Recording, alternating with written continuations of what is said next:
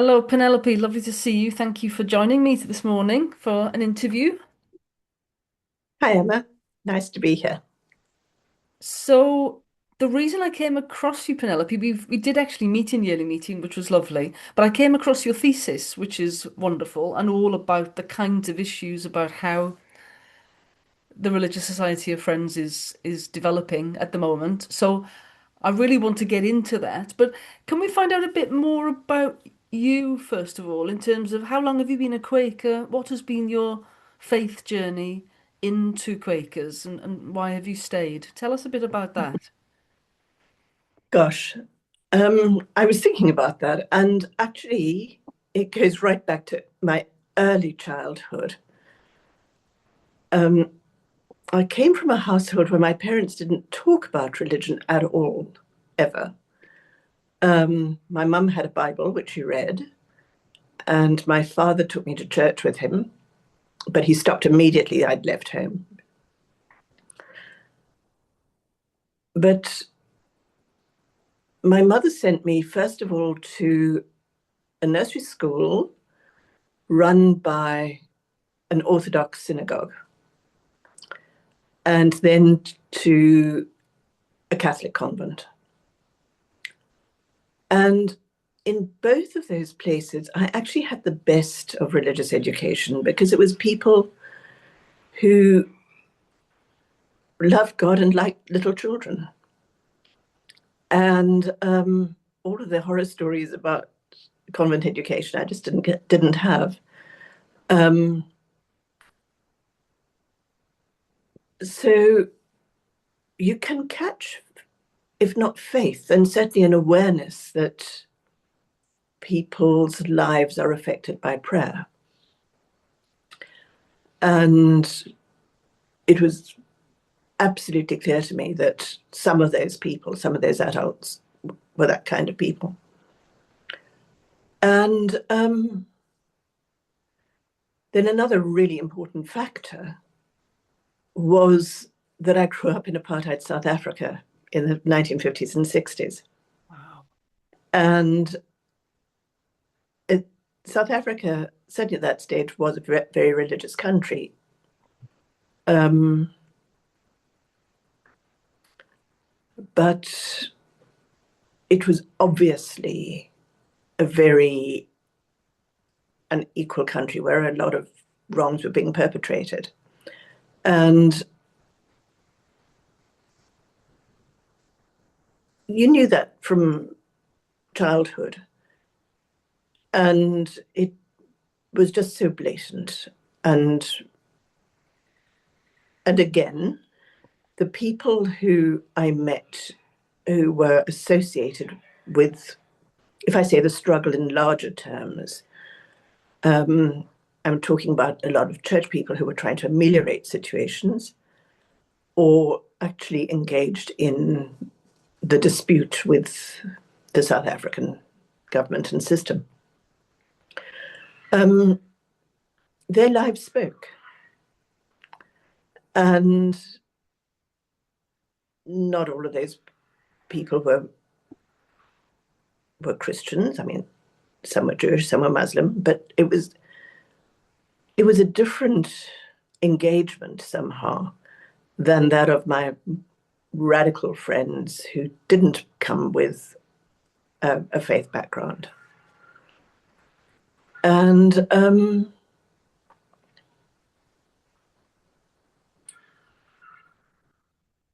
there was a Catholic priest, for instance, a guy called Cos Desmond, who just did a survey of all of the places that people had been moved from, forcibly removed from. It was called The Discarded People. And it was a book, Penguin book, with very little descriptive text in it. It was simply a list of places and the numbers of people and where they'd been moved from and to. And people's lives had been completely upended. And so that was a situation. And As a late teenager, as a young adult, I had friends in different denominations. And we visited each other's churches, which is a very nice thing to do, and to understand the different kinds of Christianity. And in the early 1970s, a chap called Rob Robertson, he had been moderator of the Presbyterian Church in South Africa. He and his wife, Gert, found a church in an area that had had its population cleared out. And a lot of the houses had been destroyed, but there was a little tin church and a mosque that were left standing. And Rob took over this church building for a non-denominational, non-racial church, which was very simple, very heartfelt, with a congregation. Many of us were young, but not everyone. And I used to joke that Rob would preach a pacifist sermon almost every Sunday. I mean, he would get a pacifist sermon out of Joshua in the Battle of Jericho. But if one said to one's colleague at work, well, this is an okay church, why didn't you come and try it? They'd be very dubious. And that would inevitably be the Sunday that he gave a temperance sermon. And, that was it. Now, I knew about Quakers. One or two of the amazing people that I knew were Quakers. Someone called Olive Gibson, she had come to South Africa after the Second World War. She was a social worker, and social workers didn't have to register as conscientious objectors, but she did in the Second World War. And then she ran the Quaker relief scheme in Johannesburg, providing school uniforms and textbooks to Black kids because they had to pay for their textbooks, although white children didn't. So there were the odd Quakers that I'd encountered. And I dropped out of university after 2 years and spent a year in England. And part of that time, I was working for Oxfam in their head office in Summertown, in the photographic library. And that just taught me a whole lot about what was happening in the rest of the world and other cultures and other places. And some people there were Quakers, but I didn't go to meeting ever at that stage. I remember I'd first read about Quakers.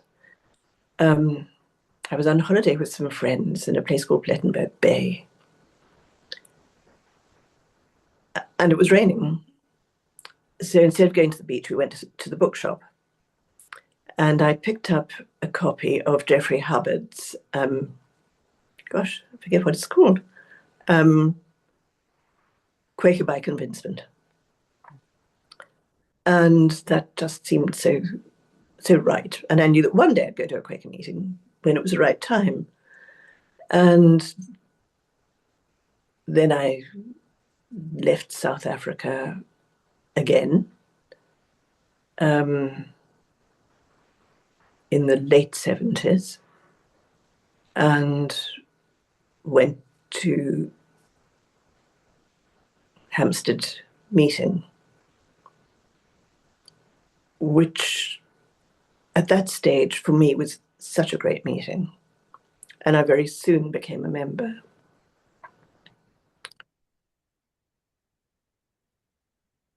there were two things that really impressed me at Hampstead. I was often late to meeting, first because of buses and then because of a small child. And if I walked into that meeting room, it was so gathered. The silence and the gatheredness was just palpable. And that is very impressive. It's undeniable when you experience it. And the other thing that was great, and certainly informed a lot of things that have happened to me since.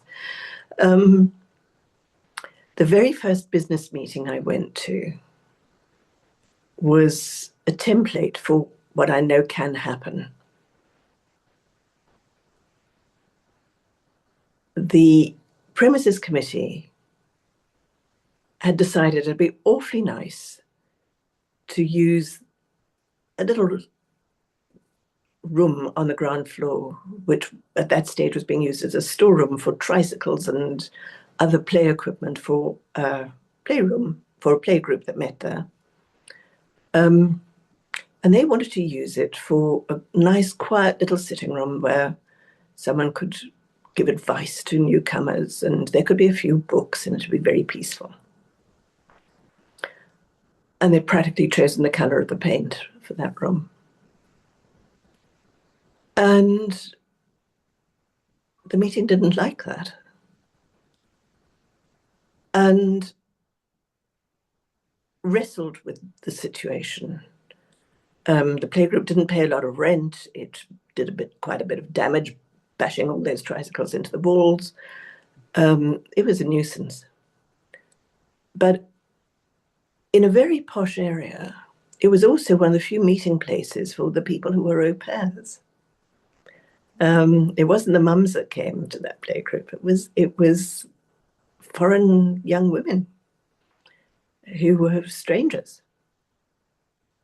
And once we'd worked that out, the playgroup became really important.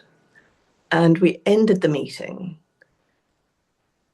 with everyone happy, including the premises committee, and I think that's important. And we walked out kind of dazed, having decided to actually give a grant to the playgroup for more equipment.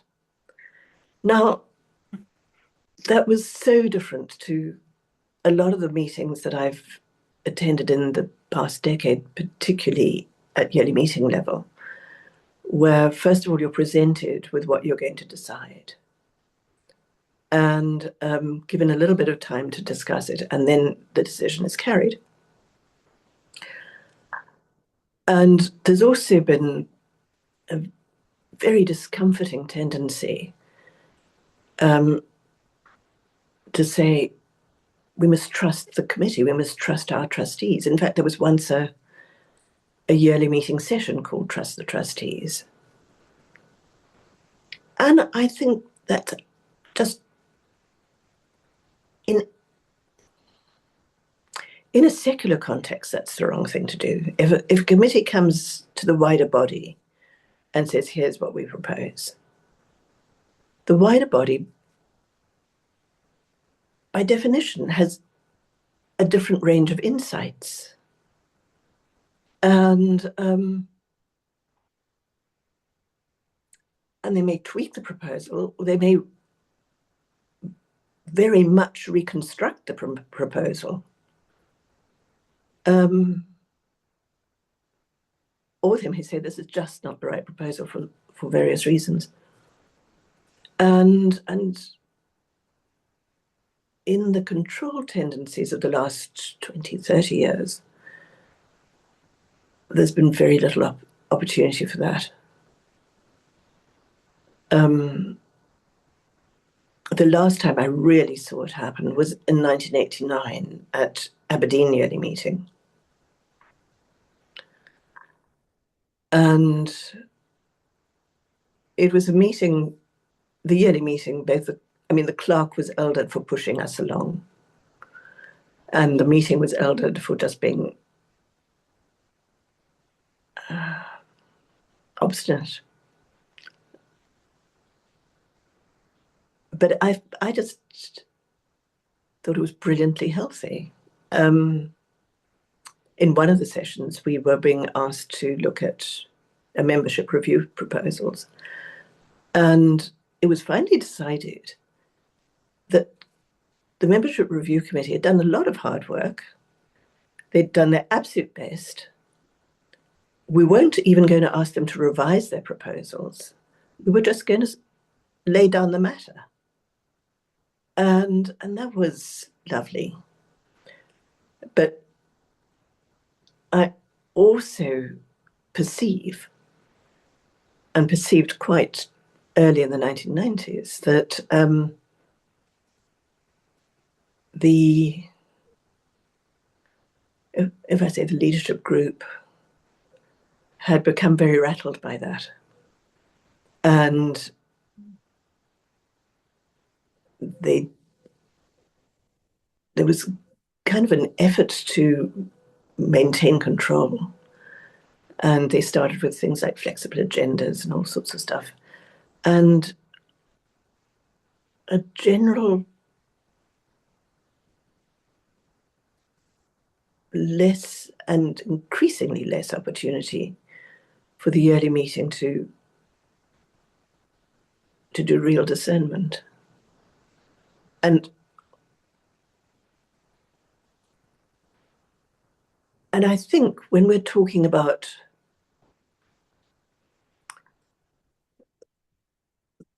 the spiritual life of the society and of individuals, we have two forms of our worship together. One is in our meetings for worship on a Sunday, and the other is in our business meetings. And both of them should be as open and as sincere as the other. And somehow, over the years, we've just not emphasized the importance of our business meetings in our welcome to newcomers or whatever. There was an Italian researcher who did some work for Quaker Life a few years ago, about, oh God, it recedes into the past, probably about 15 years ago. And she was asking about newcomers or people who stayed or people who went, I can't remember. And when they spoke about what drew them to the society and what they found attractive, she said, no one mentioned meeting for worship or business. It just wasn't on the list. And I think that's really something we need to pause and think about, because obviously in our documentary stuff about, here's what Quakers are and stuff, and in our induction to newcomers, we don't present our meetings for church affairs as being an integral part of our communal worship. Um,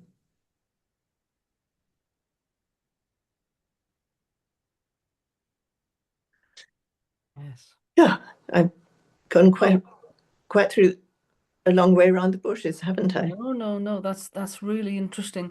I mean, one of the things that touched me when I first came to Quakers was the meeting for worship for business. I was blown away by it. And my experience was in a very small, 1697 meeting house, sat around on the wooden benches.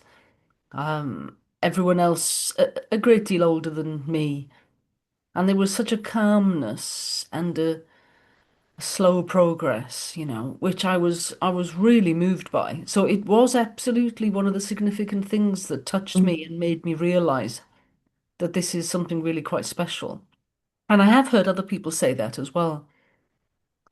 And I suppose that's one of the things I really want to talk a lot about. But let me go back first of all. I was touched by what you said about growing up with both a Orthodox Jewish and Catholic convent early education. Because something you said about the love of God really mattered. And it feels to me like that is something of what we've lost as a society. I mean, as a wider British society, we've lost that. And I've been doing family history, so I'm very well aware of that. Um, but I wonder if you agree with that, that our first focus must always be to seek unity in the eyes of God, if you like. It has to be that religious devotion somehow has to be the first thing rather than all the other day-to-day secular, well, we must meet this agenda, we must meet this time scale, we must lobby politicians for this outcome, etc., etc. That the first thing that matters, which is what is truly inspirational and life-changing, is what perhaps can be called the love of God, and let that structure everything. And as you mentioned, Catholic convent education sometimes get a bit of a rough ride, and people have had some harsh experiences. But when there is a community or a school where that is the organizing principle, it's a beautiful thing. And that must be the thing that we aspire to. It should be the grant of our being and the grant of the society. Um,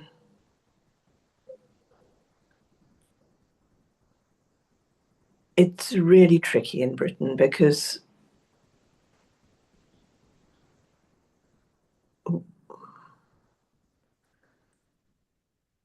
we acknowledge that experience of God, of the divine, is is what's important. You can't argue with it. We need to create space for people to have that experience, and you can't, in Britain, put it into tight Christian language because a lot of people are not going to see it in that way. And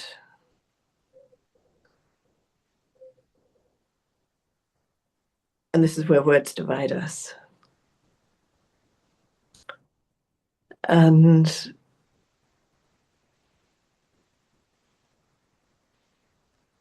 yet, I think it would be better for all of us if there was more acknowledgement that it's not just our roots that are in Christianity.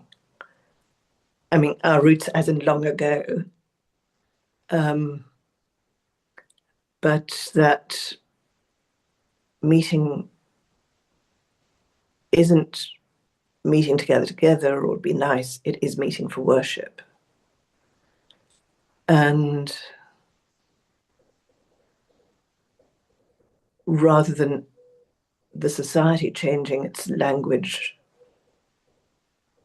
for the comfort of potential newcomers, I think it would be helpful if we were clearer to newcomers that it's not just a bunch of nice people thinking nice thoughts, but there is some aspect of the unknowable divine that we're actually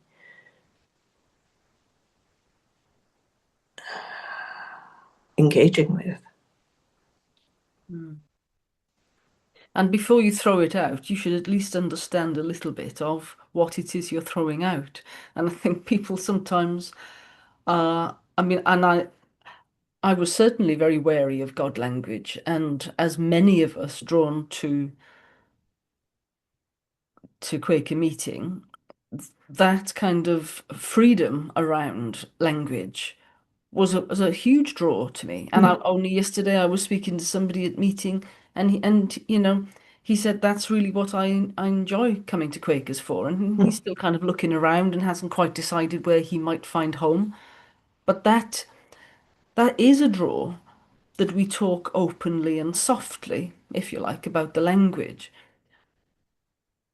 But one of the things I've said for years, and even when I was on Quaker Life Central Committee, was trying to, for example, the teaching ministry, trying to think about how we, as you talked about inducting new Quakers, well, I think we hardly do it. I think it's almost gone.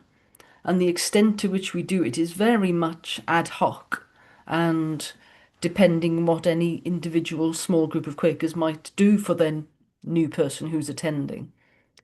But I didn't get anywhere at all with that on Quaker Life Central Committee. Those kinds of concerns, because what you've just said about yearly meeting, you see, I found the same on the central committees, that it's even where there are clerks, like I was clerk, setting a lot of the agenda. If the outcomes weren't generally in line with where they wanted us to go, nothing really happened. And of course, they're playing a very long game, Yes. they're full-time, long-term members of staff. It's like a civil service. So committees come in and go in and come in and go in. You're very gullible, actually, and very Mm. easy to persuade when you're 2 years into a committee and you've got a Mm. pile of paperwork and you're trying to keep up with all of this, and everything's very seems very slow and methodical, and you think, oh well, I'll just go along then. But once you kind of get your head around, hold on a second, there's some major shifts happening here, that it's really important that we do challenge some of this. And for me, the teaching ministry is one thing that I know Woodbrooke picks up some of that,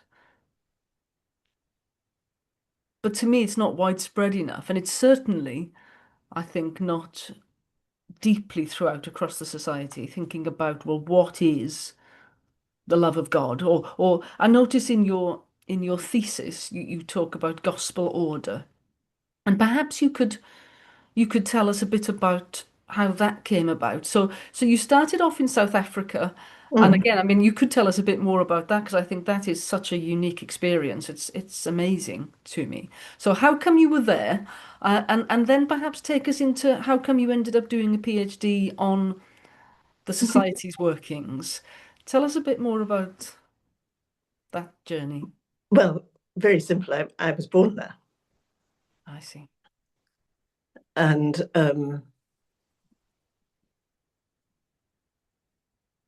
it was a country with a horrible past, doing horrible things at the time, and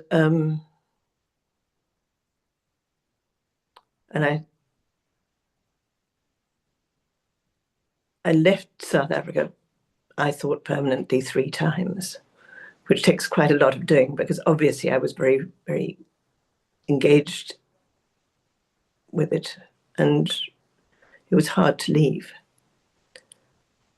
And then I went back temporarily twice because I was on contract in the Western Cape and then in Johannesburg in the health service, which is where I was trained. And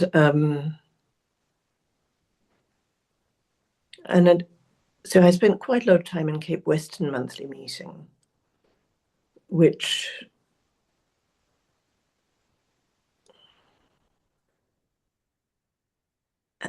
was fairly small. Gosh, there probably weren't more than 40 of us. But almost every committee that I can think of in the Western Cape short-lived or long-lived, that was something to do with building South Africa. There was a Quaker presence, if not two. And that just was everything. It was the attacks by the police on places like Khayelitsha, which was a huge squat area where they kept bulldozing houses, and so people in the end just put up black plastic bags on sticks to be their homes, because if you're going to have it bulldozed, it better be cheap. And and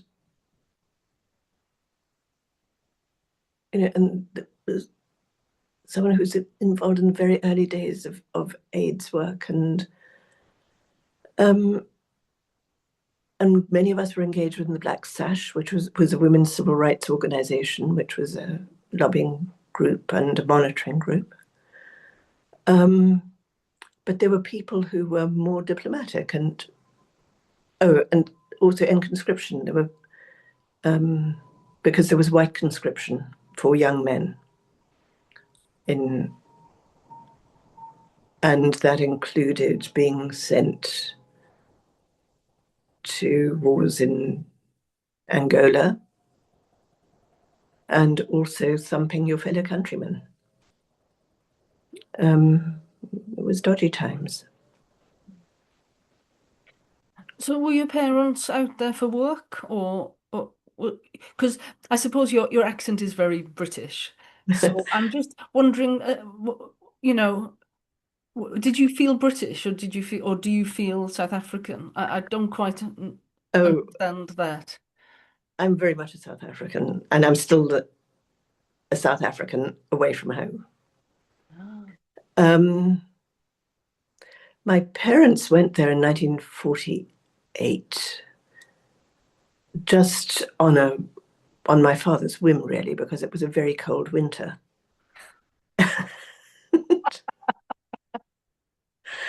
And it was just out of the war, and it was new starts, new beginnings, adventure.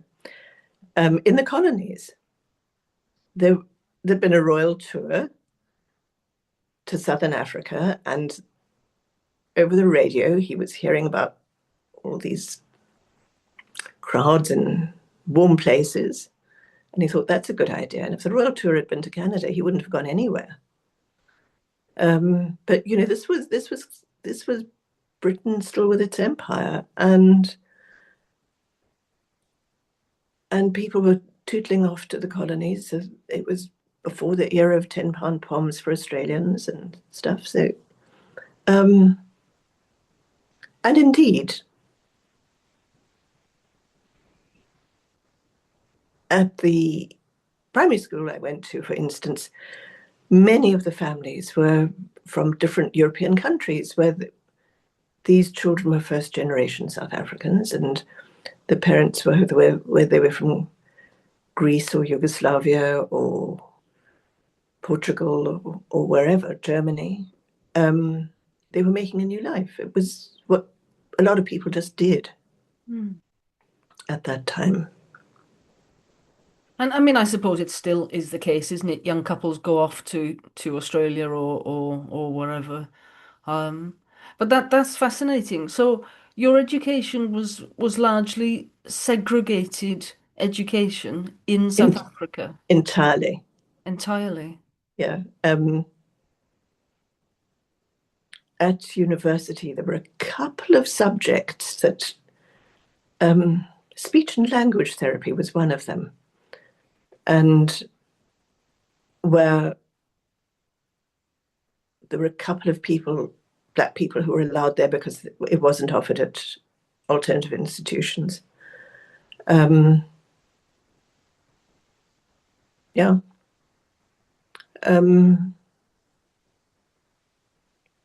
I worked on a newspaper. My first grown-up job was for the Rand Daily Mail, which was a fairly campaigning newspaper and of good repute. And they did a lot of investigative journalism and went fairly close to the wire when it came to the things they reported on. We very often, the night at the night shift, you had to read aloud to a lawyer articles, whether or not they were going to get through censorship. And in that newsroom, I had a few black colleagues, Mm. and a couple of them were people who were much older and wiser than me. There were two chaps, one Doc Bakitsha, who was a writer, and Peter Magubani, who was a photographer, a phenomenal photographer. And Peter had been at Sharpeville at the Sharpeville massacre, when people were shot in the back by police running away. And the editor scolded him because he put down his camera and just helped people. And the editor said, actually, Peter, you needed to record that. And so subsequently, that's what he did. You know, if there were police on one side and school children on the other side, Peter would be in the middle taking photographs of both. He was a very, very brave man. And so there were people like that in my world, and that was an unusual privilege for a white South African. And what were your thoughts then about race relations and your own reflections now looking back? You've got an experience that I will never have. What has it left you with in terms of your views on multiculturalism and people living together in society? I've never thought like that. Um, South Africa was very simple. It was just a place of such marked injustice. And unfortunately, the legacy that it left has been the socioeconomic patterns that were created under apartheid are still there, because you've got lots of poor people and very few middle class and rich people. And so you've got your injustices from other ways, but at least not ideologically in the way that they were.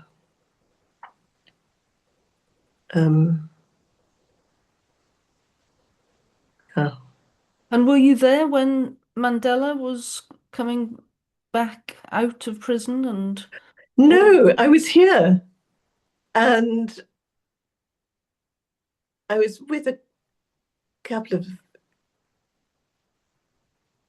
South African exiles in Leeds watching it on television. And it was, but you know, but when I left, that wasn't something that I'd understood to be on the horizon. Mm. Yeah. When was that? Do you remember the date of that? It would have been 92, I think. Ah, Early 92. No, Well, can't have been, because I was in Leeds. 91, it must have been 1990 or 91. right. Yes. But you've mentioned Leeds because, of course, I was in Leeds for 20 years, but I didn't arrive there until 1999. Okay. So perhaps you'd left by then. I had. Which meeting did you go to? I was a Well, cardinal. I was in Rawdon, you see. That's where Okay. that's because I worked at Leeds Trinity and All Saints just down the road, Right. the Catholic founded college. Yeah, yeah. And I ended up at Rawdon Meeting, which was my first meeting. I only just visited there a few months ago, Ah, actually. It's quite an interesting experience to go back to, as you've just described with Hampstead or Cape Western, that the first meetings that you go to, they have quite a big formational impact. they absolutely do. They absolutely do. Yeah. And it's also why I've been investigating, if you like, my Protestant nonconformist chapel origins as well. Because I think these formational characters, or the formation of our religious character changes the way in which we're Quakers, I think. And I think that's one of the things that I'm interested in. You Yeah. mentioned Oxfam. Now that Yeah. must have been in its fairly early days. Tell us a bit about, because I interviewed Eric Walker quite a long Yes. time ago, Okay. and he was involved. I forget the connection now, but he spoke a lot about Oxfam Mm. in its early days. What did you said you worked alongside them, or was that in when they just No, started? no. I mean, they started Oxford Committee for Famine Relief. They started during World War II. I think it was the Greek famine. I think was the first thing that started them off. Um, so I was there in the early 1970s in their photographic library, and I was young, 19, and filing and finding photographs of, you know, whether it was Oxfam projects or famine relief stuff. Um, it was just at the time of a very big famine in Ethiopia, which I think just horrified everyone. Um, I remember an Italian photographer, had sent a couple of rolls of film to Oxfam, and the photographer printed them off in his darkroom. And people from within the building came, and it was as if they were walking in a chapel because the reverence, the awfulness of how of people suffering. And yeah, it taught me a great deal. It was because of that that when I went back to university, I studied social anthropology, which is about people and organizations and beliefs and values. So Yeah. So how come you ended up doing the PhD then? I'm assuming that that was with Woodbrooke, was it? And it was, tell us about the timing of that and how that came about. well,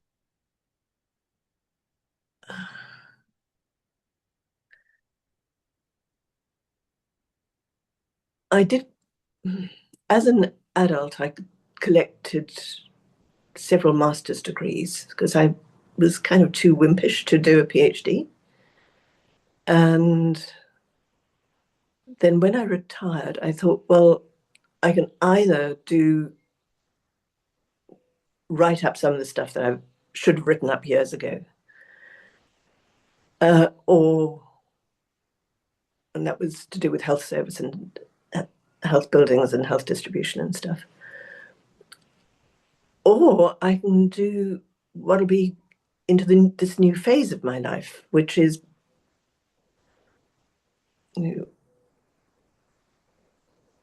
having time for greater engagement in some ways with Quakers. And I had always, I mean, I was increasingly anxious about the centralization of things that were happening in the society, and particularly since the advent of trustees, which was in 2006. And I'd also been very firm that I wouldn't register for a PhD unless I had a supervisor who I totally respected and trusted. Um, I'd seen too many people drop out or have a horrible time because they and their supervisor clashed. Yes. And so Ben was available, and Ben is encouraging, Ben Pink Dandelion. And so I started, and it was actually really helpful to me because instead of getting cross and aerated about things, which is very possible, sometimes when something flagrantly nasty was happening, I'd say, "Oh, data! I can use this." So it was. I mean, that was very bittersweet, but it was a much more constructive way of dealing with things that I didn't like, because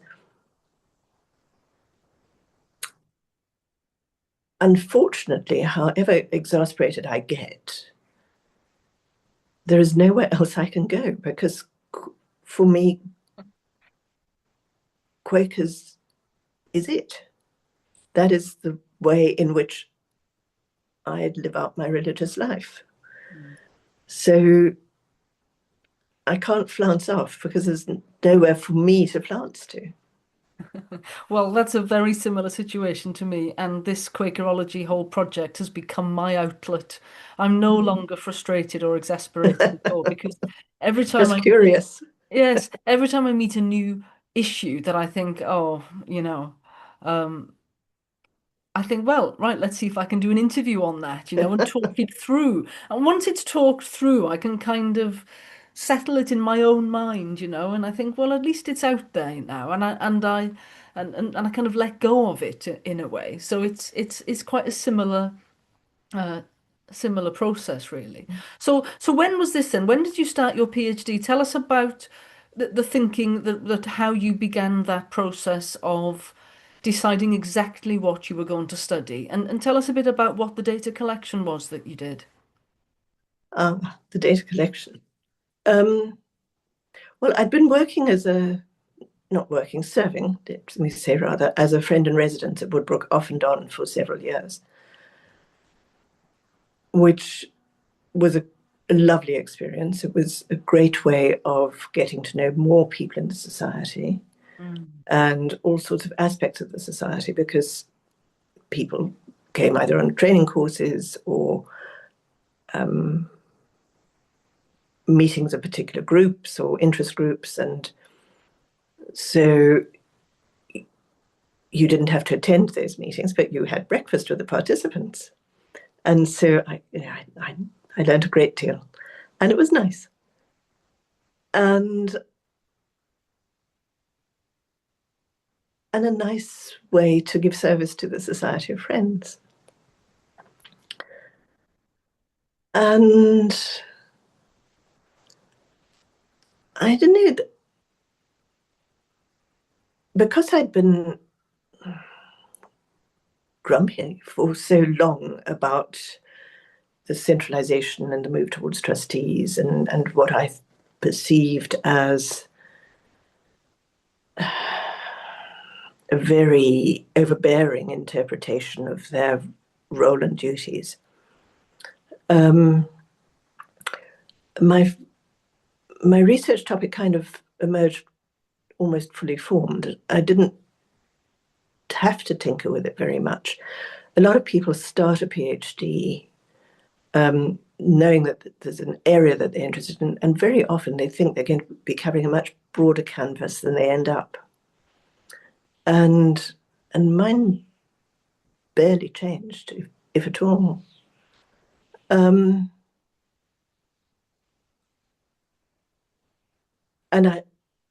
at the beginning, there were people who did suggest, okay, so what's your research methodology going to be? Are you going to do surveys? Are you going to talk to people?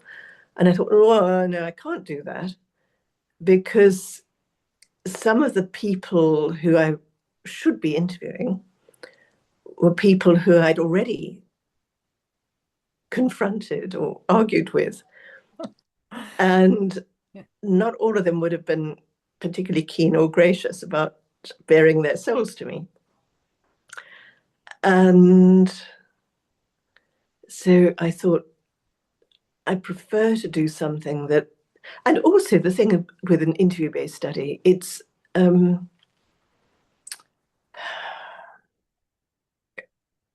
it's very much shaped by the interviewer and their, let me say, prejudices. And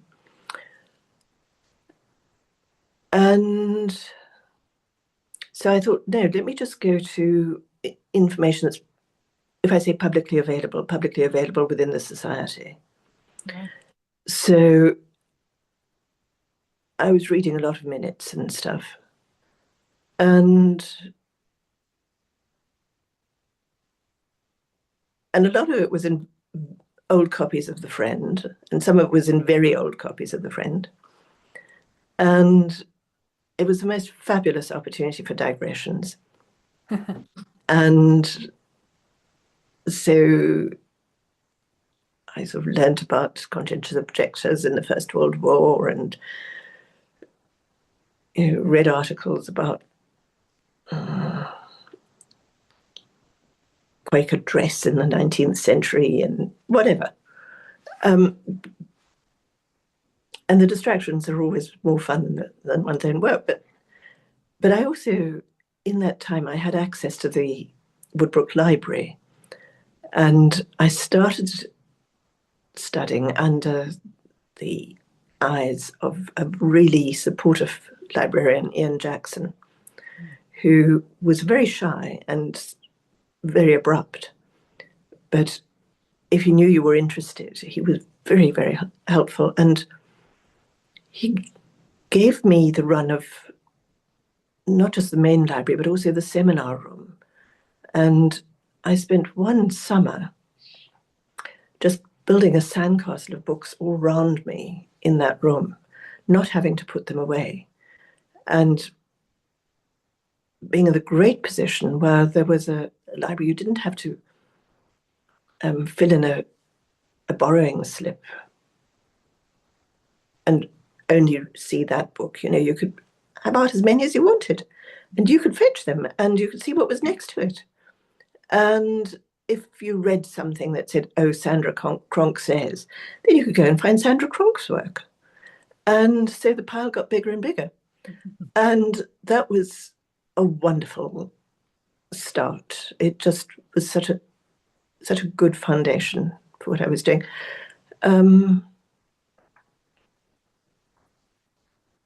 Yeah. So And was this about 2008, was it? no, it was after that. I think it was about 2014, maybe, that I Okay. started. I can't remember.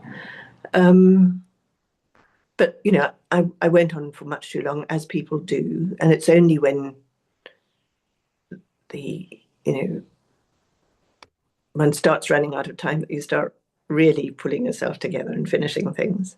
Yeah, yeah. It's fascinating in terms of the timing because I joined Quakers in about 2005, maybe just before that, and became a member very quickly.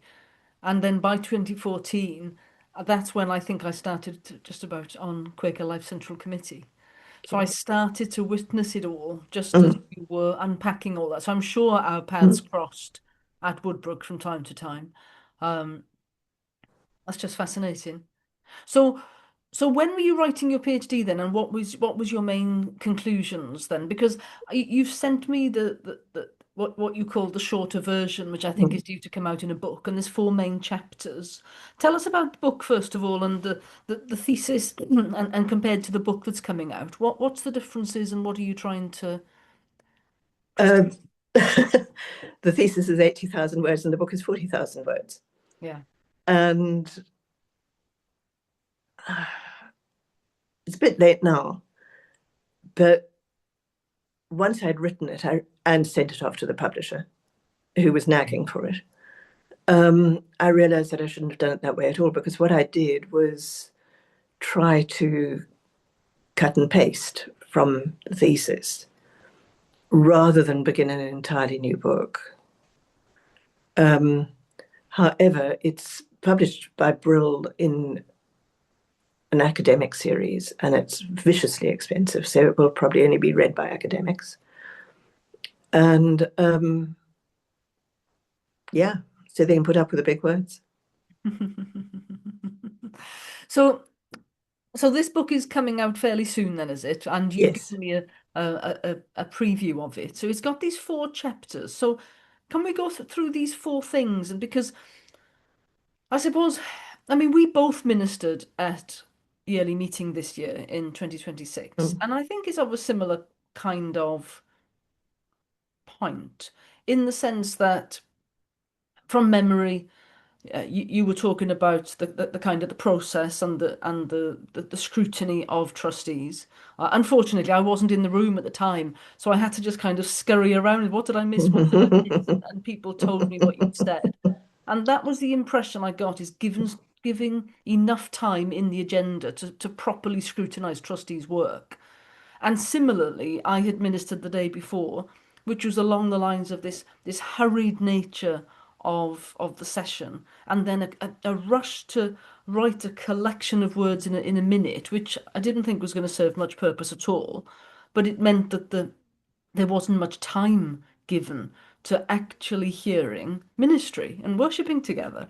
And I thought it was a bit better in the next session, and we saw a little bit more of what was possible.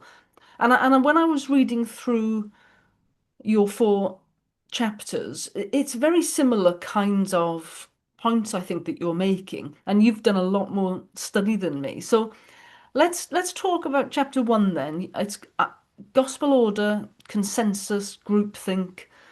Those are the kinds of things that I got from it. Mhm. What are your main conclusions there that you're drawing? Unpack that a bit for us. Well, Maybe that's a very big question. it is. I mean,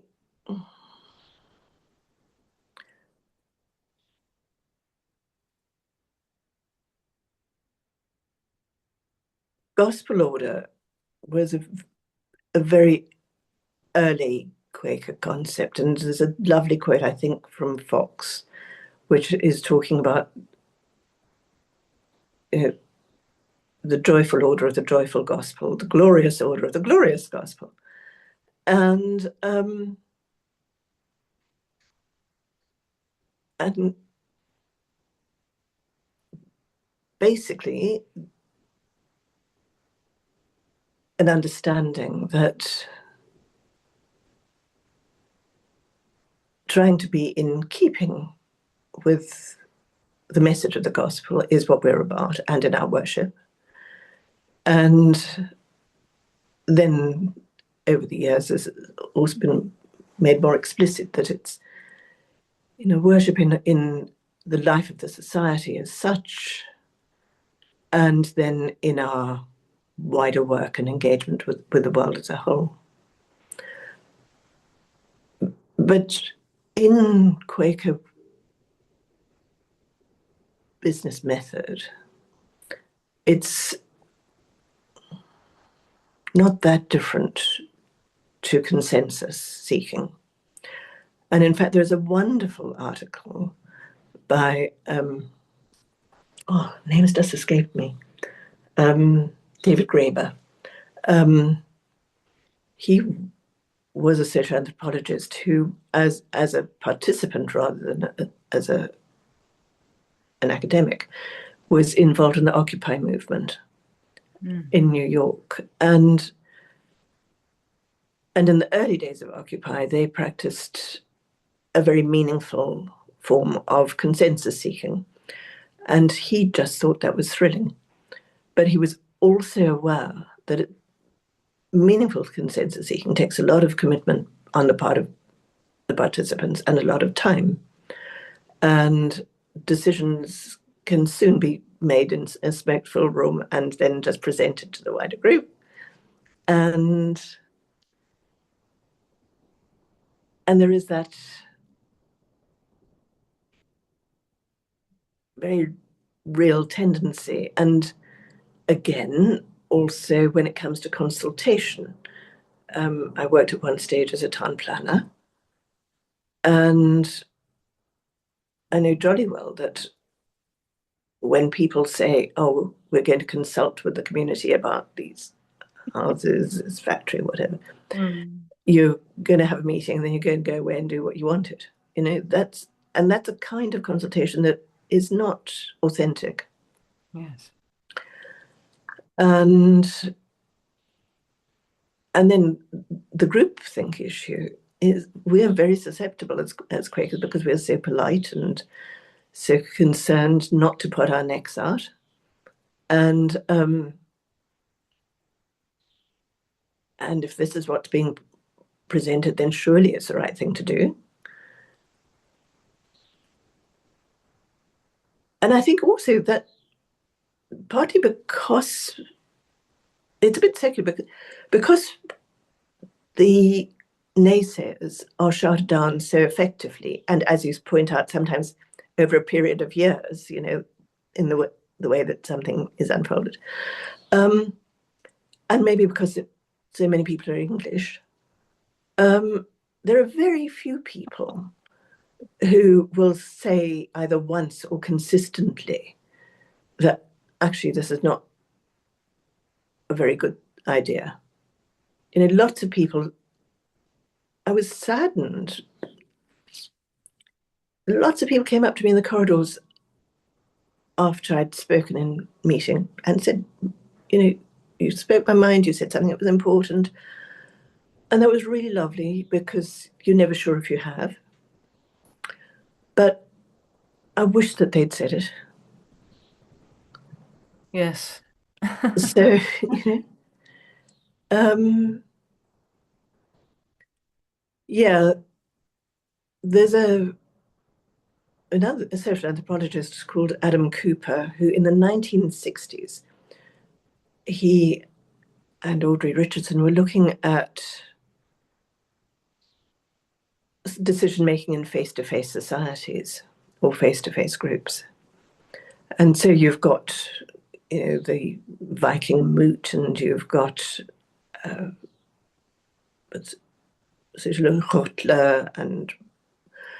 whatever. And also local authority debating chambers. And he came to a conclusion that there are various kinds of decisions, basically legitimate ones and illegitimate ones. And the illegitimate ones are, or include, those which have been forced through, and the ones that he calls ceremonial decisions. A decision that, you know, we say we are accepting nominations to a particular committee or accepting changes to the book of discipline or whatever, but all we're doing is nodding and saying yes. And those ceremonial decisions can take ages. And as they did in our last yearly meeting, it was, I mean, you have whole sessions that are just, we're accepting this minute, you know, whatever. And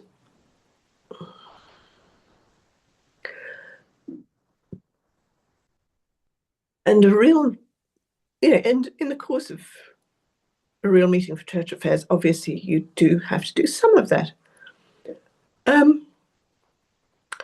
But where it nurtures our spiritual life and our life as a worshipping community, that is mainly when we are making a meaningful decision together under God. Because we, you know, the whole Quaker line is that we don't do it by ourselves, we do it actually listening to the will of God. Well, first of all, it's helpful if there is a God in the room. And the listening, and that means a willingness to change, a willingness to suspend your own ideas, because it has become evident that other factors need to be taken into account. And I think for many people, the most recent example of that was, which I still say was only to a lesser degree, was in the same-sex marriage decisions of 2009. Now, I was actually very grumpy there because it was very highly orchestrated, that whole week of sessions. But actually,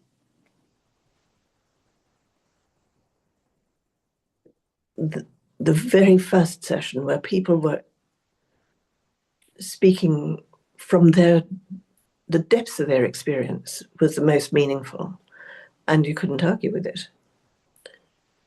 But people went into that meeting, some of them with one opinion, and came out rejoicing at the eventual decisions. And I, on the final morning, I was sitting in a row with people of that ilk who were surprised at themselves that they were so happy. And I thought, yeah, and people talked at that stage about feeling the wind of the spirit in the room, and that, yeah.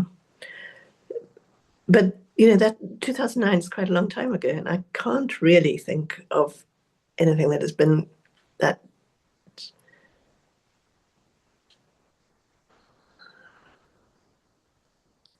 deeply and really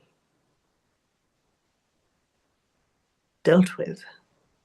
No, that's really interesting because I was there in York and I was very new to Quakers at that point. I didn't really know what was going on. And of course I was implicated in the sense Mm. that I had a same-sex civil partnership prior to that, which fell apart as soon as I came to Quakers. I became honest about that and I thought, well, that's just not a relationship that's going to last. So that was my first kind of year or two in Quakers. Um, and then I have since used this process that was decided upon, and I had a Quaker wedding, to another woman. So I'm very implicated in all of that. And I was not able. I was so new to Quakers. I was not able to see it with the depth of experience that you had. And it certainly felt like a joyous occasion. But even then, or maybe did I see it then as orchestrated? Looking back, I can see how orchestrated it was. And in terms of, there's an emotional fervor that kind of built. And what you've just mentioned about there being no other similar things that you can remember, what I'm struck by is, for example, on the Gaza Minute last year in 2025, where whole sessions were put into considering whether we might name it as a genocide.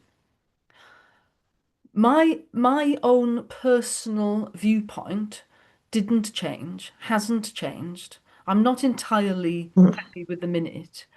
But I just left. I just kind of drifted away. I thought, oh, well, it's all getting very technical and everybody's very het up and everybody's very opinionated. And should we just get the train home and watch tomorrow's session online? And that's what we did.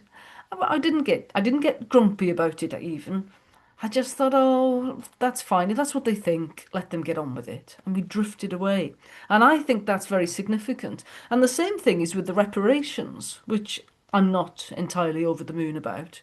Again, it's not something I don't minister about it. I don't put oars in. I just drift away from it. I think, well, I think that's a little bit ideological. I think they've come with a certain viewpoint. They've got whole organizational structures put in place to make sure that that work happens. They've already decided that that's where it's going. I'll just drift away. So I can see exactly what you're saying there. I think it is orchestrated. And one of the things that really bothered me this year was the hope so getting louder and louder and louder. And certainly by the end, and I suppose I really noticed it after I'd ministered the day before, that this sense of if we all say hope so really loudly, it will carry. And it's become the way. It's become the way that Mm. the clerks go, oh, good, that was loud enough that we can stop. And you think, well, that's I don't think that's the Quaker business method. I don't think, oh, good, that's a loud enough hope so. Well, that's just a vote. Mm, And mm, I was really struck by that. And I was talking about that with my friends afterwards, and I thought that is a real, I don't know, abomination, you could say. I don't know what to, but a misconception of our process. mm. Yeah, yeah. Mis- Misuse of the process. Yeah, Yeah. yeah. And the groupthink, I suppose,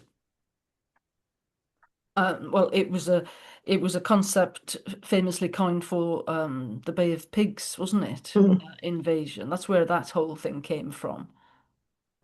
And I think, are you making the point that um, the yearly meeting or Religious Society of Friends in Britain have allowed groupthink in particular issues to develop? Well, I think to be fair, um, because we're all nice and we want to uphold, I think there's probably been a lot of groupthink all along.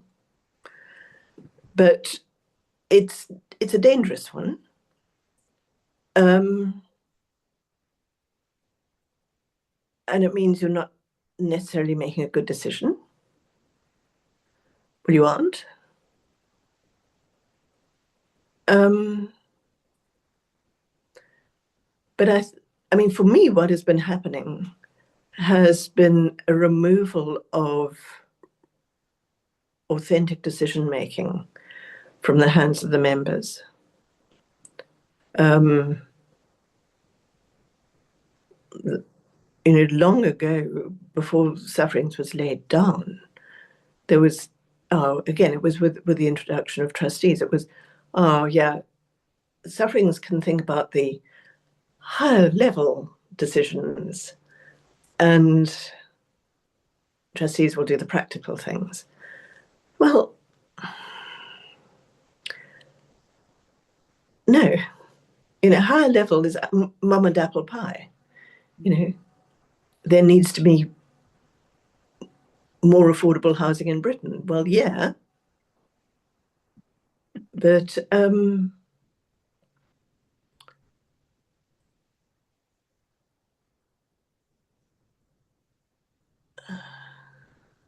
it's the wrestling that we need to be able to do, and also taking ownership, taking responsibility for the decisions, and I don't clearly remember my ministry at yearly meeting this year. I don't remember exactly what I said, but I do remember that I used the word perfunctory. And it wasn't just that the reporting was perfunctory, which it was. I mean, it was something like in 20 minutes or 25, both the clerk of trustees and the treasurer had said everything that was going to be said about the central work of the society, which means that most of us don't know what's happening. No. Also, in the olden days, if we go back to the beginning of the 20th century,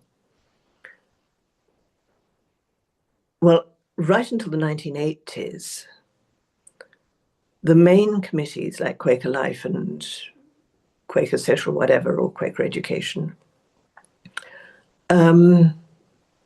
they did their own fundraising and they employed their own staff.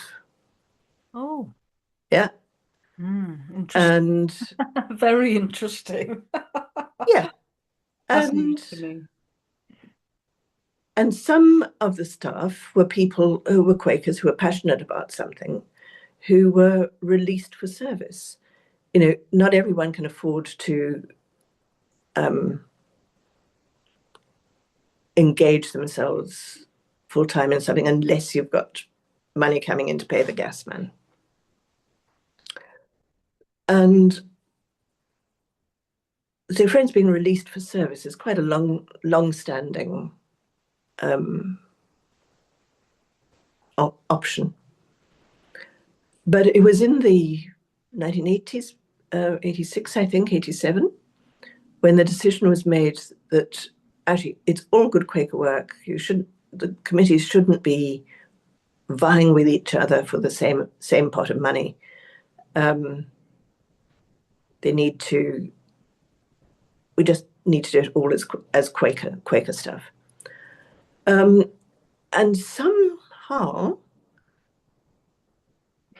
probably after that, rather than before, um, the that marginalizing of the committee members that you referred to certainly gathered pace, where staff with the long view here were able to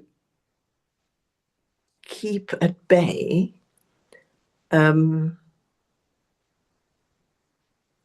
the individual committee members. And so a lot of the work became led and driven, and the choices became led and driven by staff members rather than by participants. And that is something that I think is a tendency in any group, any organization, which may start as a bunch of participants and amateurs, and then they hire staff, and then the staff want control because you're the person doing the work. And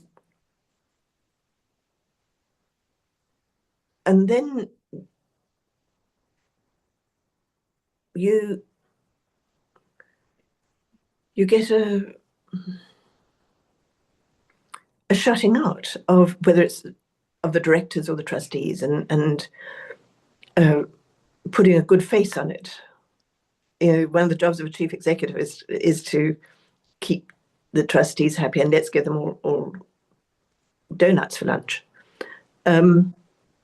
But that, and while I've written both in the book and the thesis, I've written about the role of trustees, taking decisions away from the rest of us. I haven't written, but partly because I don't have access to the information, about the extent to which staff are taking decisions that actually should be made by the rest of us. And I think there is quite a lot of that. Yes. And we don't challenge it. And we don't actually have a forum for challenging it. Well, And and more than that, you see, I think there's an obsequiousness which I find quite shocking. There's all of this kind of, and we'll thank our staff for that, and we'll have wonderful staff for doing this, and our wonderful staff for doing that. No, that's fine. I know we've got wonderful staff, and some of them work really hard, and that's great. But there's an obsequiousness which I don't understand. They just, and it's a little bit overdone to the point of, the lady doth protest too much. It's like, why do we need to keep thanking our staff for doing? I don't get thanked every week for my work. In fact, quite the opposite. Um, in terms of somebody goes to work, they do a job, they go home, they don't expect this obsequiousness. So where has that come from, and why do we do it? Now, I think it's a bit of a yeah. smokescreen, you see. I think, oh well, if we preface all of this by the wonderful work that the hardworking staff are doing for us, then nobody will dare criticize, and nobody will be so impolite as to question whether this is the right thing. And you mentioned earlier they're also English, and of course, I think it's fascinating that I didn't know you were South African. I didn't know that, and of course I'm Welsh, and there's a certain non-conformism here, which is fascinating to me. And that's why I've explored all of this more and more. And I do think there's something about the English kind of, I don't know what to describe it as, but they're willing to just go along, keep their head down, and do as they're told to their betters. And the people who have become our betters are the staff. I just think I think it's peculiar, and I don't quite understand it. And I suppose the other thing that I wanted to say was your second chapter is called secularization, isn't it? Is it theological certainty to Yes. secularization? And I was really struck this year, even more so, how the ideological movement in our society is actually being pushed, perhaps by, the agenda of the Guardian, for example, or the agenda of the Liberal Democrat Party or whatever. It's become, or Greta Thunberg is perhaps the obvious saint of the new movement. That our the secularization of our society means that we're no longer grounded in the love of God, to the extent that it was really brought home to me by very early ministry in the very first session about being battered. And I thought, what? I just thought it was ridiculous, quite honestly, that that made such an impact emotionally that it ended up not just in the minutes but also in the epistle. And in the epistle, it gets written as, "We are battered by the theological certainty of those around us." Mm. I thought, oh my goodness, what? I mean, it's just nonsense. It's just nonsense.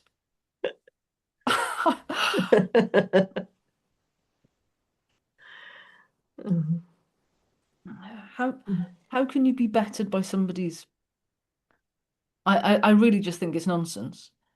I mean, so what, tell me us about the second bit of your chapter, your second chapter, sorry, the secularization. Is that part of the same thing, or is it a completely different item to you? Emma, I'm embarrassed to say that without a copy of the thing in front of me, I can't give you an answer.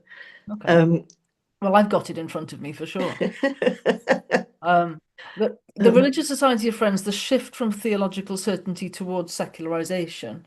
Um, and of course, you talk about the survey of 2023, which is that 30% of people have come in in the last 10 years. So there's a lack of knowledge really about Quaker theology. well, yeah, and this lack of knowledge, and also the lack of understanding about what happens in a meeting for worship for business. Yeah, absolutely. Um, some I'm digressing here, but something that worries me about that 30% of people in the last 10 years is we're talking churn here. We're, not, we're talking about a whole lot of people coming in and a whole lot of people not finding this is a space where they can flower and they move on. And I don't necessarily think that that is because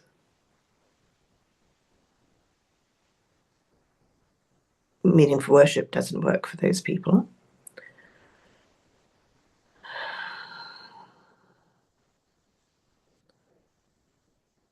I think it's often because we're just not nice to each other. And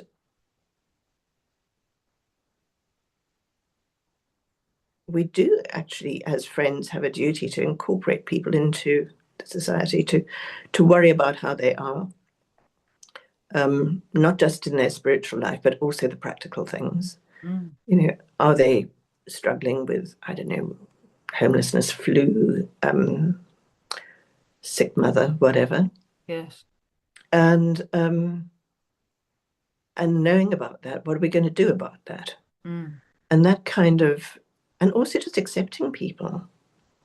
Um, I'm very impressed. There's one meeting locally that I sometimes attend where the people who are the powerful personalities in the meeting have created an environment where there are people with mental health problems or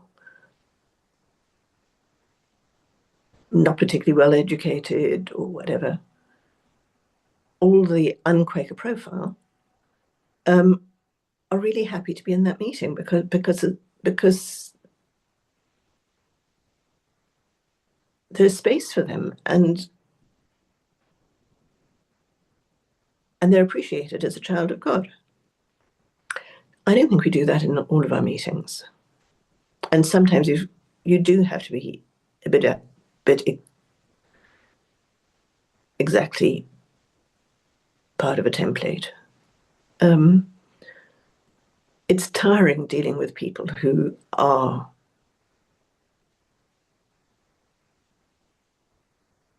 in an emotional or practical needy state. But that's what human beings are. Hmm. And I don't think we prioritize that. Yes, and I mean, we saw a little bit of that at the early meeting actually.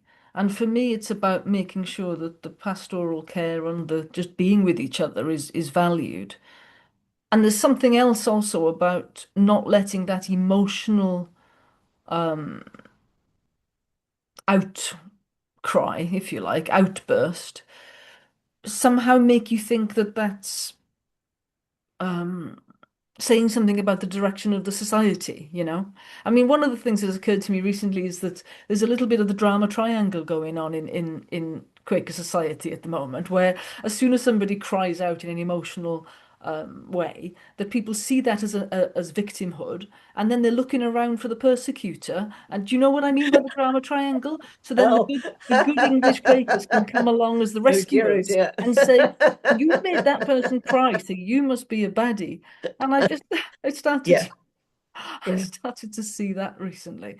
Oh gosh. No. I was just reading when in this chapter two, you bring in some quotations from Benjamin Wood, who of course is working at Woodbrooke again. And I have a lot of respect for Ben Wood. And I was really pleased to see him taken on at Woodbrooke. And it's made me think about, I mean, for example, this quotation from him that you mentioned here is Wood suggests this open invitation is not a call to adopt a particular theological stance, it is a call to loving practice. And that early Christianity and early Quakerism is in its essence an experiential religion. So he really talks about the light of Christ and coming back to our core practice. And what it made me want to ask you is, do you feel that Woodbrooke is you must be a good observer of Woodbrooke, having been there, and you talked about the library so much. Do you think they are doing a good job at the moment of curating the knowledge about Quakers and being part of our, well, being part of the teaching ministry that I spoke about earlier, inducting new Quakers, telling people how we do this thing? Well, they're the only people doing it, really. And I don't well hope they are. Um, Are you involved at all anymore? no, I'm very reluctant to do things online. Um, Mm. I know how amazing it has been, certainly over the COVID thing, and obviously opportunities to learn together. Um, but it is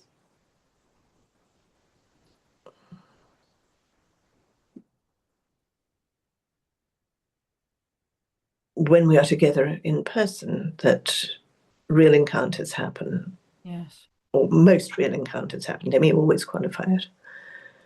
And and I spend so much time on screen anyway that I try not to. Yes. Yes. And it changes the nature of things, really, doesn't it? It changes the Mm. nature of it. Well, I had a wonderful time at the early meeting this year, but that was because of the people that I was with in the corridors and in the garden, not because of the content of the early meeting. And if that's all I'd experienced, I would have had a very different experience of the early Yeah. meeting. Yes. Well, it is all about seeing each other's faces, isn't it? Yeah. It definitely is. But can I go back to something that I think is really important.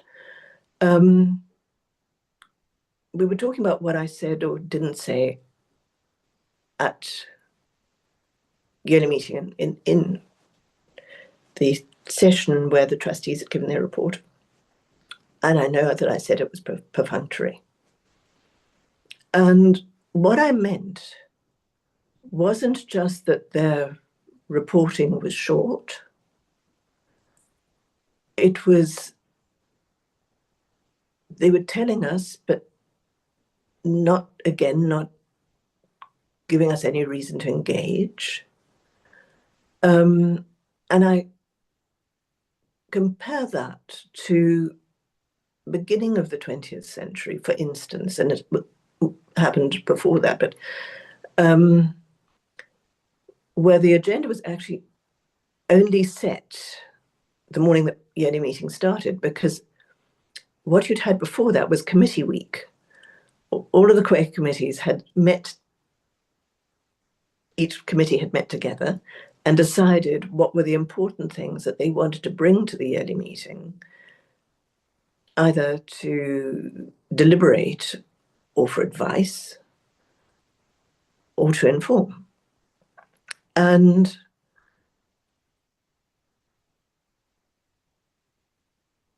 that engagement with the work that each committee was doing was led to ownership on the part of the whole yearly meeting of these things, and a greater understanding of what they were doing. And then there is not, when the trustees are reporting, what they're not doing, which in fact is required under the Charity Commission, is also to seek advice from their constituent members about matters that might need that advice. And we're not, I hope, talking about that whitewashing consultation, but the genuine seeking. But not only that, the reports that we receive are from trustees, not from the people doing the work usually, and not from the committee clerk, nor the staff members involved. And again, as a society of friends that venerates experience, personal experience,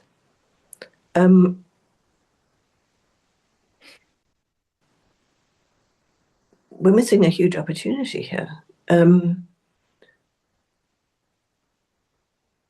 There are staff members who put their heart and soul into a particular matter, and to hear from them about what's happening is much more constructive. Yes. And certainly, or committee clerks, Exactly. here are the dilemmas we're facing for next year. This is what we've done, Well, but this is where we're going or not going. that's true. I mean, that's a fascinating idea because It, I've just spoken to Marisa Johnson, the Clerk of Trustees, and I was saying mm, I was very unhappy as I mean, I'm coming to the end now of my time on the Quaker Prison Chaplaincy Committee. And what you've just said about, the committees fundraising and employing their own staff, well, we would have jumped at that chance. I would have been much happier to be in control of who we did our staffing because we have not been given the support we yeah. need. If I was given a chance to speak to yearly meeting, Mm, that would be amazing. I mean, it's amazing to me now that you've said it, it's so obvious. I haven't even thought about that. Of course, we should be having that. The yearly meeting should hear directly from the yearly meeting, sorry, from the clerks of the committees. Of yeah. course, they should have. I should have been given maybe 10 minutes or whatever. As clerk, I was clerk of Quaker Life Central Committee saying all of these things to a brick wall. mm, And if I could mm, have been saying them to the yearly meeting, and certainly as clerk of prison chaplaincy committee, one of the reasons I mm, do this channel is to plea with all Quakers across the country that we are still not getting any support. Like we're getting some support, but not useful support. The clerk has to do all the running, and I've had to lay it down. I mean, I'm just exhausted by it. I can't do it anymore, and I've handed it on to the new clerk. But the yearly meeting would be so much more alive mm, if it was hearing of these real issues. mm, mm, mm. We get something like, half a day a week administrative support. Well, the difference that it would make to our prison chaplaincy work if we were given 3 or 4 days a week by somebody who's actually committed and knowledgeable and willing to come into the prison and visit us and to see our work. We don't get that. Yeah. We get some And routine administration, yeah. fairly poorly sometimes. And actually how the staff time is allocated is something that I have no idea about. I mean, I don't even know how many staff we have. Um, 175, apparently. Pardon? 175. I thought it was 200. Marisa just told me it was 175. Well, last time I was paying attention, there were 93. And and I don't know how those people's time is used. Um, and how it should be used, whether there should be so many people. Um, because you may say to me that everyone's getting old, and therefore you need to have people who are young and capable and paid. But maybe if we can't do the work, it should be laid down. And Another issue. exactly, exactly, exactly. And only 20% of that staff body are Quaker. 20%. Some people become Quaker because they've been staff members. It has been known. Yes. Well, yes. I mean, I get that.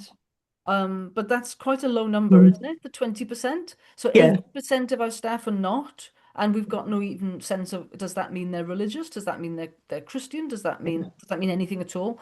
Well, one of the things that occurred to me in one of my flippant idling moments was I was thinking about the RSPB, which I'm a member of, and I mm. was thinking about that compared to the politics of the Green Party, which doesn't seem to be much about nature anymore. And I was thinking about, well, the RSPB has quite a large membership, far more than the Green Party, I think. Yeah. So I was thinking about that, and I thought, I wonder if people were offered the option to be a member of either the charity, the Quaker charity, all the do-gooding stuff that ideologically we think this is a good thing, or a member of the church. What would be people's, why are people becoming members? Why are people coming and saying, "Oh, I'm a Quaker"? It feels to me that it's not really about it being a church. And I've had people saying, "Oh, we're not a church. We're not part of the church." No. And I've had people really talk about all the charitable activity that we're doing. And it made me think, gosh, I bet you there would be lots of people who would want to be part of Quaker charity because they're doing the right thing and are not that interested in the spiritual life underpinning. And I think we need a reckoning of this really, because I'm not keen on that. And I think if anything, our charitable activities, if they're not being properly underpinned by spiritual practice, we need to lay them down. As you say, that even if we are an aging society, there's energy when it's a really important thing that is being done. And if there's not energy, it needs to be laid down. Yeah, I completely agree with that. Um, However, the church and the charity fallacy is something that makes me insanely cross. There's been a discourse about the church and the charity, which is stuff and nonsense. It's just nonsense. Um, as a faith community, legally, we're a charity. That's it. We take money off people, unsuspecting people. We've got to show that we're using it as good stewards, and that we're not rooking them. Hence, that's our charitable status. That's why we're a charity. And this discourse about the church and the charity is just plain wrong. But if you say something often enough, then that becomes true. I think I agree with you. I think it isn't wrong and I think it's a No, nonsense. but But I also think it's pernicious and it has become a fact. exactly, exactly. And but a lot of the central work is stuff that we do need.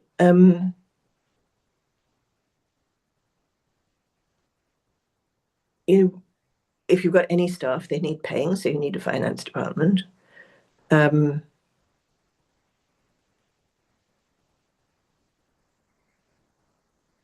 Quaker service work isn't undertaken within meetings, but everything to do with Quaker life happens within the meetings. You can't say that Quaker life is the charity, not the church, because it's upholding our religious life. So no, this is just really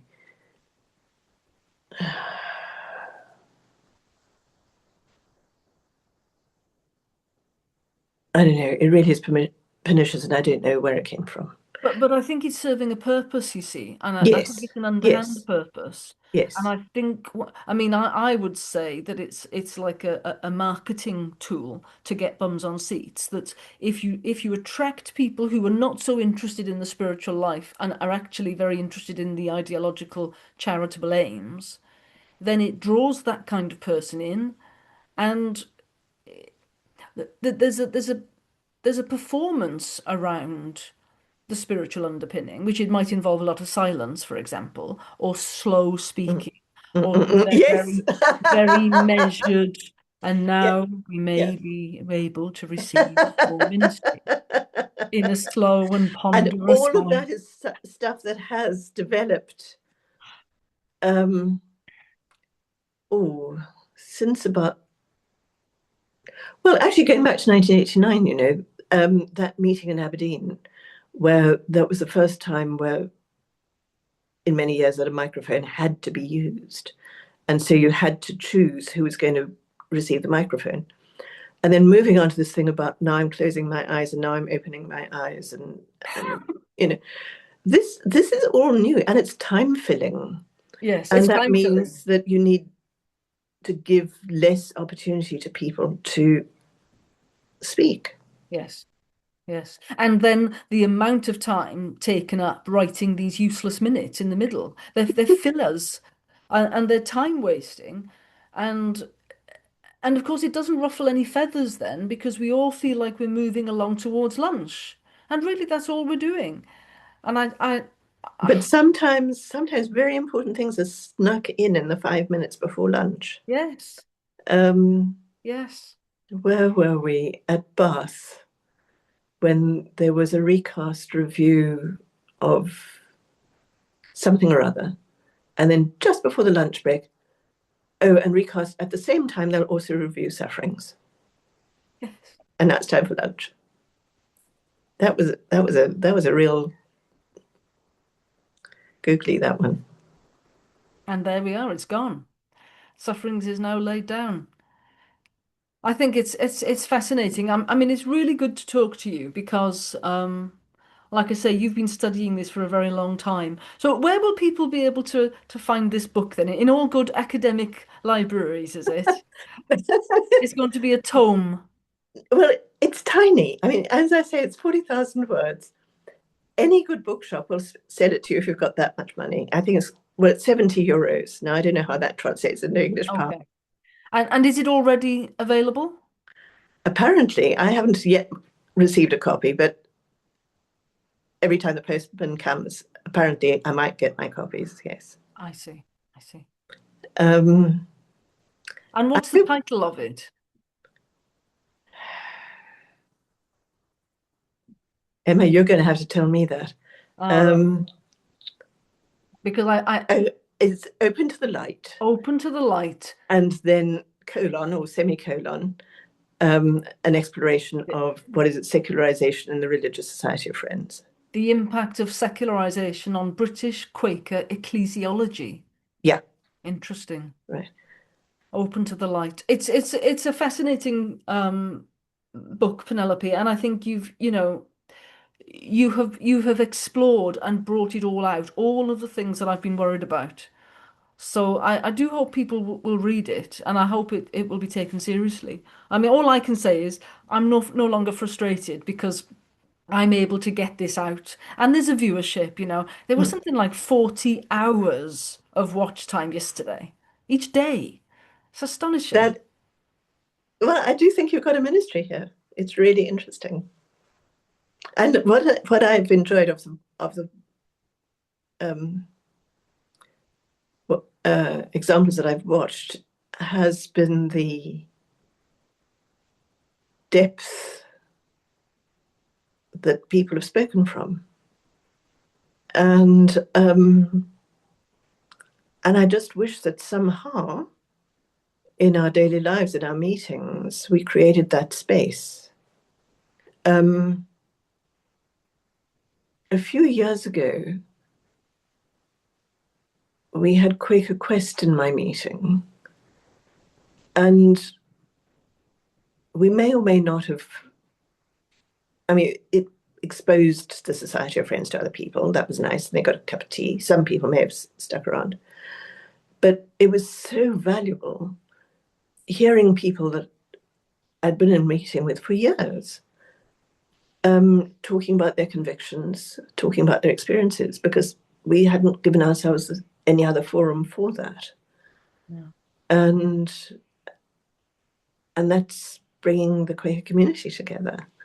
So that's another thing that you're doing, which Well, is lovely. yes, it's really interesting you've mentioned Quaker Quest because that was a key part of my early Quaker experience, that they happened to be doing it in Leeds every week. They were trying to copy, Mm-hmm. they wore themselves out, but Mm. I had basically a year of Sunday meeting and then Wednesday Quaker Quest, Interesting. hearing all of this from some wonderful people, as you might imagine. And because of then, after 2 or 3 years, I became kind of quite agitated about the depth that there wasn't this spiritual depth of that they do the kind of induction reasonably well, but then they didn't do the follow-up and the deepening of the spiritual practice. I got involved in the Quaker Quest committee actually Mm. before I was on Quaker Life, and what I learned, and I didn't know this, is that the central offices, the central committees didn't do this work. No, Therefore, Quaker Quest was set up by London Quakers, yeah, filling the gap, that basic yeah. induction type material. Mm. The committees weren't doing it, and it was left to this body of this London Quaker group, which then became a Yeah. Quaker recognised body. And I left that, and I thought, well, I want to go and change what's happening in the central committees. Mm. And I ended up on Quaker Life Central Committee, and I utterly failed to make any difference. Mm. And they've carried on with their program of work, and they still have got nothing to do with any of the teaching ministry. And Quaker Quest has now kind of dropped off, and it's discovering Quakers now, isn't it? But I'm just more and more scathing, really, of what the committees are doing. Um, Well, it's not the committees. I mean, we are kind of puppets, and it's and so many committees have actually been cut, often without consultation. I mean, if we look at the library committee, for instance, um, I've got a confession to make, which I uh, will have said to other people. I was the person on Quaker Life Central Committee that attended and was the library liaison. Okay. mhm, And I attended that for 2 years. And they literally did nothing, Penelope. It was all chat, visit, wander around, have a cup of tea, another chat, and we'd all go home. Coming into central London for a day to do that. And over 2 years, I thought, well, And I remember saying to Jocelyn Burnell, who was the clerk of Quaker Life Committee, and I said to her, why do we have a library committee? They literally do nothing. Oh, Emma, but now that we haven't got a library I committee, know. So I do feel some sense of guilt and yeah, shame about that yeah, because, I was new on the committee and I didn't have this broad understanding that I do now. And this is the churn impact. You have new people coming on, mm, mm, mm, making decisions that they don't really understand the mm. consequences of. And I said to Jocelyn, well, this committee is simply a waste of our time. I mean, it's a waste of our resources. What am I doing? I don't want to be going into central London for a day's meeting when we literally do nothing.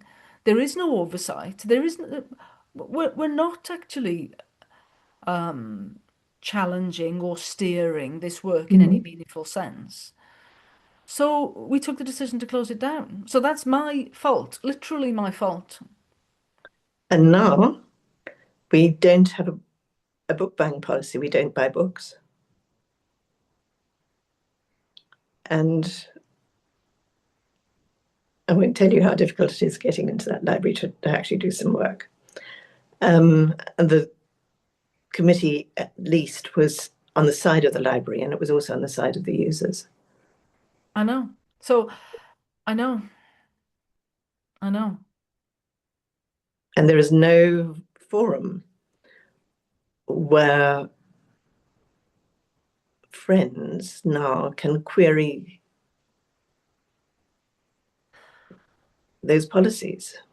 No.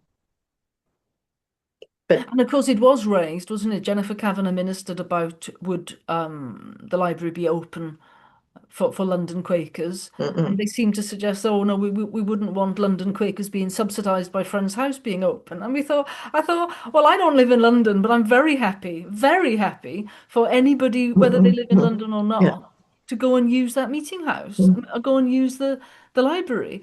So there's some very strange rationale being given for decisions being taken. And I think it's all getting to the point where I start calling it corrupt. It has been corrupted. And I think that is secularization. And it is, yeah, it bothers me. But I do feel better for having spoken to you. Yeah, well, I mean, that's the thing. And that's the thing that saddened me quite a lot about people who I bumped into at Yale meeting this year, where there is a recognition by many different individuals that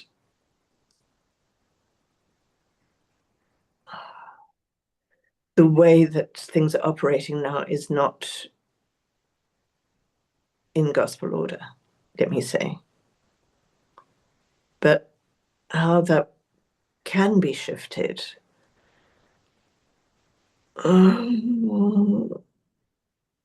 is very interesting.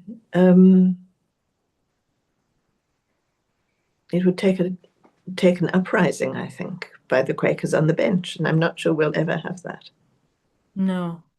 It's really interesting, just as you were walking over to say hello to me where we'd arranged to meet at the early meeting, I was speaking to somebody who we glanced over and saw you arriving.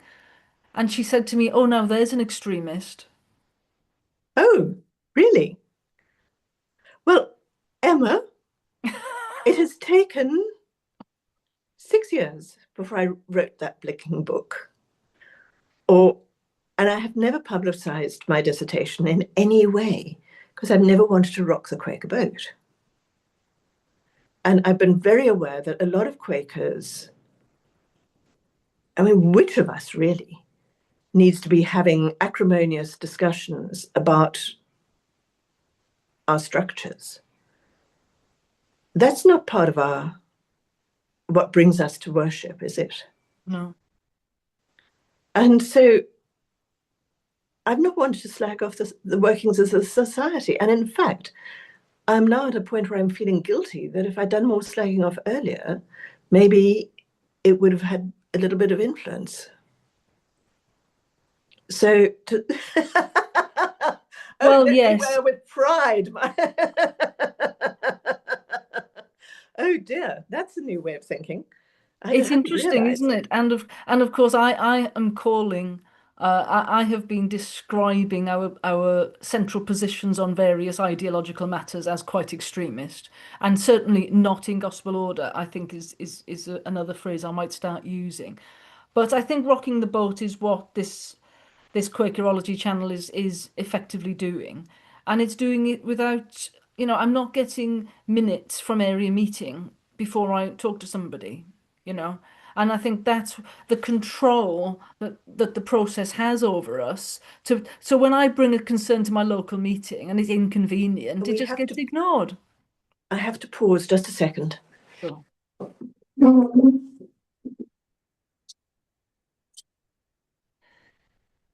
Yeah, so I was just saying, I think in terms of the uprising that you think would be necessary, our process is that area meetings need to record a minute. Well, I think there's some obvious gatekeeping going on there, isn't there? I'm not entirely sure that it's designed to capture what you might call a prophet speaking out. Because that's what it's got to be, isn't it? And most people, I think you were just saying, most people don't want to rock the boat in that way because they're not that interested in the central In yearly central work, yeah. meeting. That's all they want is a nice local meeting where they feel spiritually nurtured on a week by week basis. So yeah, I'm not quite sure But what the way actually, forward if is. we got our,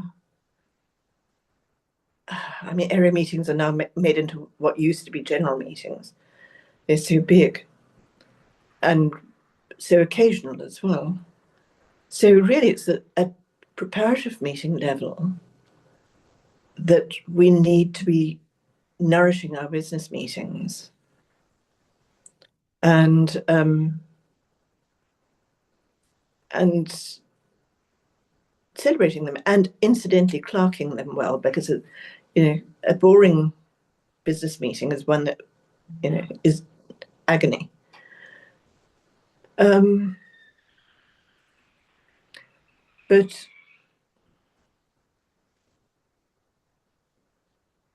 yeah, we do need to reclaim what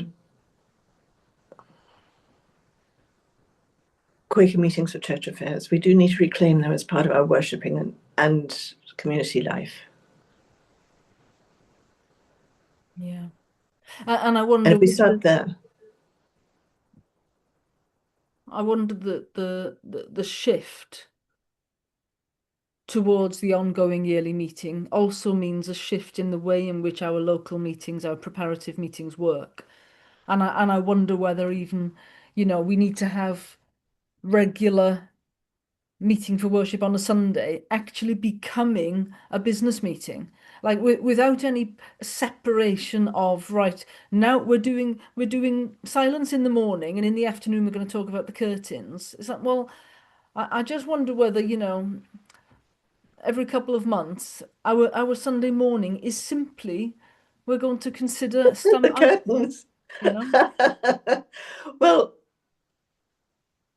I was lucky to start out in Britain, in Yorkshire, because in those days, um, Yorkshire tea meetings were really a very important part of the monthly meeting life, and also that there was also a general meeting, and Yorkshire general meeting was fun.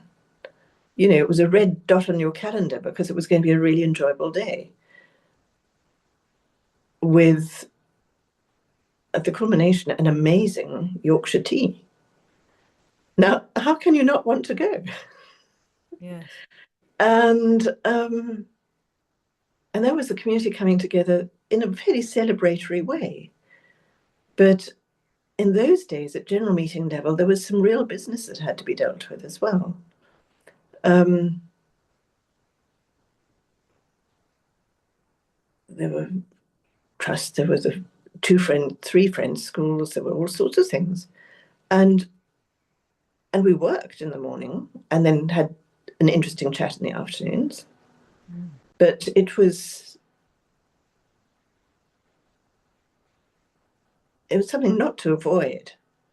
It was, and also I think there's been a tendency in recent years, first of all, to have fewer business meetings, so you've got longer agendas, Yes. and also to have them on a Sunday, which means you've had meeting for worship in the morning, and then got to have this next thing, and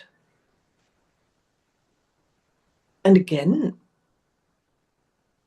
whether it was Saturday afternoons or Wednesday evenings or whatever, it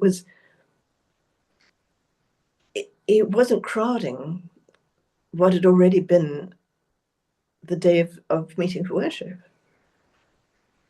Yes. I think small and often can be better. Do you have confidence that the ongoing yearly meetings might, in the end, work out okay? No, none. From absolutely not. I wish I had. We were presented with this assertion that it was going to widen participation. Now, that's great because it's only a few years ago that the size of meeting for sufferings was cut in half. So first of all, it was good that we cut the size of meeting of sufferings, and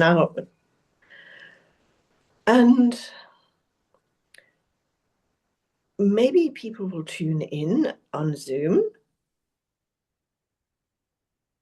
in the first year or two, perhaps. I honestly don't see that it's going to be useful. The thing that's changing is, to begin with, there are going to be appointed representatives from area meetings because you need the continuity because decisions sort of should begin as you've got a matter raised and then you have the thing develop, and you need this understanding over time and commitment to be there, not just dipping into the exciting ones or part of the exciting one if it's the early meeting. And so it's going to be everyone's responsibility and no one's responsibility. We've had no indication about what the content of these things is going to be. I think it's more opportunity for staff to get on with their work and for us to influence it less. I mean, even less than we have done, which is saying a lot. It's marginalising. It's a sob. Yes. Yes, and of course, in order to pay the staff and do the work now, I think because the donations are not really matching up to the expenditure required, I get the sense we're simply Really. eating ourselves now, aren't we? Really, living Then off you've the got, legacy of generations past. I mean, I've stopped giving money to yearly meeting. I can't do it in all honesty. yeah, yeah, So I don't want to pay for the salaries of 175 staff. That's not what I consider to be yeah. religious work. Yeah, no, That to not me for is not. us, not for the Society of Friends, which we are supposed to be the participants. And in fact, one of the things that has also given me the shivers over the years is, in recent years, there has been talk of Quaker Committee members, for instance, as volunteers. Well, we're not volunteers. We don't belong to the RSPB.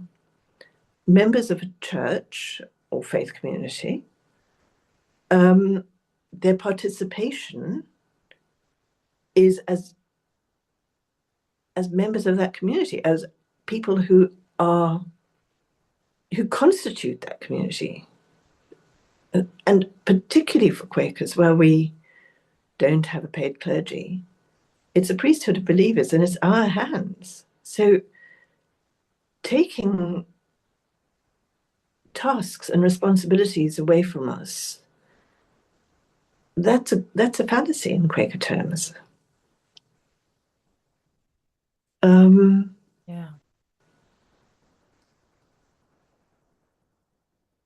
And you know, the friends 100 years ago who built Friend's house, they were very cute. They built Drayton House as well, explicitly as somewhere that would provide revenue to pay for the costs of managing the rest of the building. And in the use of Friend's House for lettings and with the hospitality company and things, we are in a brilliant situation where we do not have to actually, from our donations, pay for the running of the building. So that's kind of cost neutral for us. Is that still the case then? I don't know, but I jolly well hope it is. Okay. Um, but then it's the work which would be as led. Mm. And as led means that friends need to understand it. I mean, yeah.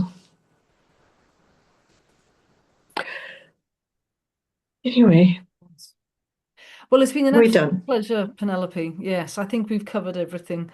It's been fascinating. And maybe when you get your book, you can send us a link to how we might purchase it, or I might Oh, find that and I put can it send you into, that yes. And right then here. people can get it for the library, perhaps. That's great. Thank you so much for your time. Lovely talking to you. Grand. Thanks, Emma.